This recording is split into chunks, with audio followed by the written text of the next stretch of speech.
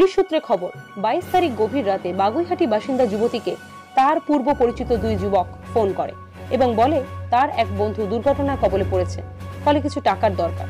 সমস্ত কথা শোনার পর ওই যুবতী আর্থিক সহযোগিতা করার জন্য রাজি হন এবং টাকা নিয়ে যাওয়ার জন্য তাদেরকে নিজের বাড়ির সামনে আসতে বলেন।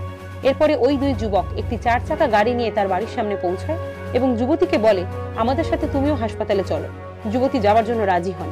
এরপরে গাড়িতে বসে তারা হাসপাতালের উদ্দেশ্যে রওনা দেন, কিন্তু এই গাড়ি হাসপাতালের দিকে না গিয়ে কেষ্টপুর নজরুল পার্কের দিকে নিয়ে যায়।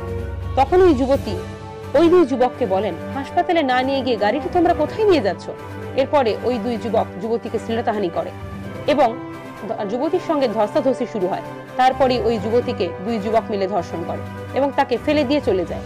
এই বলেই অভিযোগ দায়ের করেন বাগুইহাটি থানায় ওই যুবতী। ঘটনা তদন্ত শুরু করে বাগুইহাটি থানার পুলিশ। গতকাল রাতে বিশু ছৈবাল ও সুরজিৎ দে নামে দুই যুবককে গ্রেফতার করে বাগুইহাটি থানার পুলিশ। অভিযুক্তদের বারাসাত আদালতে পেশ করা হবে।